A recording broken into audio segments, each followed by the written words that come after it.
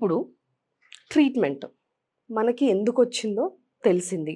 Okay. మనకి నడుము నొప్పి ఉంది, సయాటికా ఉందని డయాగ్నోజ్ అయిపోయింది. ట్రీట్మెంట్ ఆప్షన్స్ ఏంటి?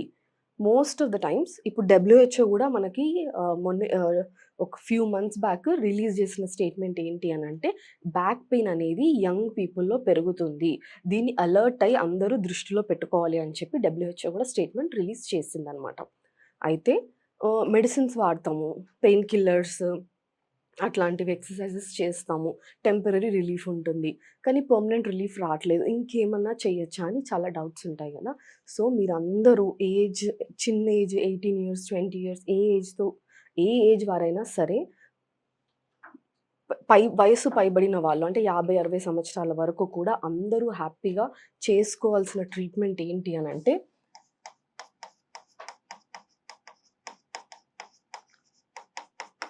యాక్యుపంక్చర్.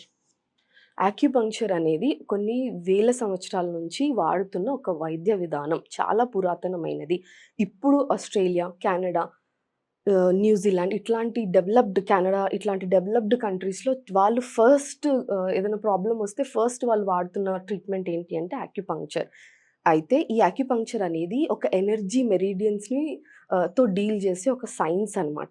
దీని మీద టాప్ మోస్ట్ యూనివర్సిటీస్ కూడా చాలా కేస్ స్టడీస్ చేస్తున్నాయి. మీరొకసారి అవన్నీ గూడా చదవచ్చు. ఎట్లాంటి పెయిన్ ఉన్నా గూడా యాక్యుపంక్చర్ వండర్‌ఫుల్‌గా పనిచేస్తుంది. ఈ యాక్యుపంక్చర్ ఏం చేస్తుంది అంటే మన బ్రెయిన్‌కి సిగ్నలింగ్ ఎళ్తది. ఏదన్నా మనకి సపోజ్ ఏదైనా క్యాండిల్ పెట్టినాము. ఆ వేడికి మన చెయ్యి ఇట్లా పెట్టినప్పుడు కాలితే మనం వెంటనే ఒక సెకండ్‌కు తక్కువ టైంలో గూడా ఇట్లా చెయ్యి అనేది ఇట్లా జరిపేస్తామనమాట. అంటే ఆ సిగ్నలింగ్ బ్రెయిన్‌కనేది వెళ్తుంది దట్ ఏదో వేడిగా ఉంది మీ చెయ్యి కాలుతది తీసేయండి అని. అయితే బ్రెయిన్‌కి అట్లా ఇంపల్స్ అంటే ఆ పెయిన్ అనేది బ్రెయిన్‌కి ఇన్ఫర్మేషన్ ఎళ్ళినప్పుడు మనం చెయ్యి అనేది జరిపేస్తాం. యాక్యుపంక్చర్ చేస్తున్నప్పుడు ఈ పెయిన్ పాత్‌వేని మనం బ్లాక్ చేస్తున్నాం. బ్రెయిన్‌కి పెయిన్ ఎళ్ళకుండా మనం స్టాప్ చేసేస్తున్నాం. ఇంకొకటి ఎండార్ఫిన్స్ అని చెప్పేసి హ్యాపీ హార్మోన్స్ అంటాం వాటిని.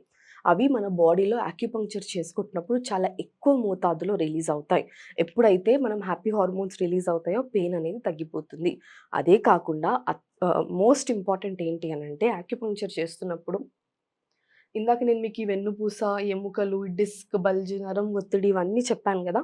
ఎప్పుడైతే మనం నీడిల్ ఇన్సర్ట్ చేస్తామో ఇక్కడికి రక్త సరఫరా అనేది చాలా అధికంగా పెరుగుతుంది. వెన్నుపూసకి బ్లడ్ సప్లై అనేది మంచిగా వెళ్తుంది.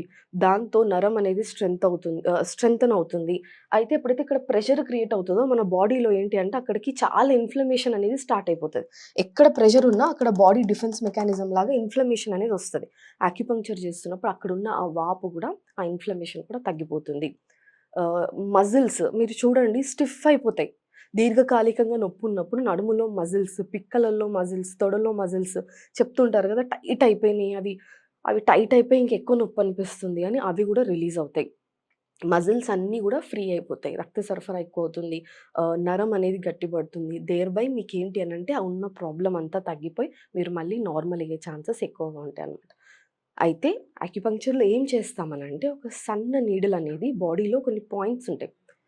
పాయింట్స్ అంటాం. ఆ పాయింట్స్‌లో ఆ సన్న నీడిల్ అది ఎంత సన్నగా ఉంటది అంటే మన వెంట్రుక కంటే కూడా సన్నగా ఉంటది. అది పెట్టినప్పుడు స్పర్శ గూడా తెలీదు. అది కొన్ని పాయింట్స్‌లో పెట్టి కొంచెం సేపు ఉంచిన తర్వాత అది తీసేసి మిమ్మల్ని పంపించేస్తాం. అయితే దీనికి ఎట్లాంటి సైడ్ ఎఫెక్ట్స్ కూడా ఉండవు. సైంటిఫికల్లీ ప్రూవెన్ మెడిసిన్ సిస్టమ్ అనమాట. సో, ఎవరైనా సరే మీరు ఇట్లాంటి నడుము నొప్పి, సయాటికా ఇట్లాంటి ఇష్యూస్‌తో సఫర్ అయితున్న వాళ్ళు ఖచ్చితంగా యాక్యుపంక్చర్ ట్రై చేయండి. బెనిఫిట్ అవ్వండి. ఇది చాలా అద్భుతమైన సైన్స్. అలాగే నొప్పి ఎక్కువుంది. మేము ఇంట్లో ఏం చేయొచ్చు అనంటే వెన్నుపూస ఎప్పుడు నిటారుగా పెట్టండి. సోఫాస్ మీద చాలా మెత్తటి సర్ఫేసెస్ మీద కూర్చోవద్దు. గట్టిగా ఉన్న వాటి మీదనే కూర్చోవాలి. రెక్లైనర్స్ అస్సలు యూజ్ చేయొద్దు.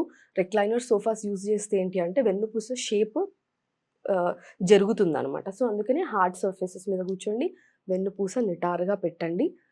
మీ బాడీకి సూట్ అయ్యే ఎక్సర్‌సైజెస్ మాత్రమే మీరు చెయ్యండి. ఎక్సర్‌సైజెస్ చేస్తున్నప్పుడు నొప్పనిపిస్తుందంటే అవి చెయ్యకుండా మీకేవి సూటబుల్ అయితాయో తెలుసుకొని అవి మాత్రమే చేయండి. ఎక్కువ ఆయిల్, ప్రాసెస్డ్ ఫుడ్ తీసుకోకండి. అండ్ అలా చేస్తే కొద్ది వరకు ఏంటంటే అది ఇంకా డిటోరియేట్ అవ్వకుండా ఆగిపోతుంది. Thank you so much for watching.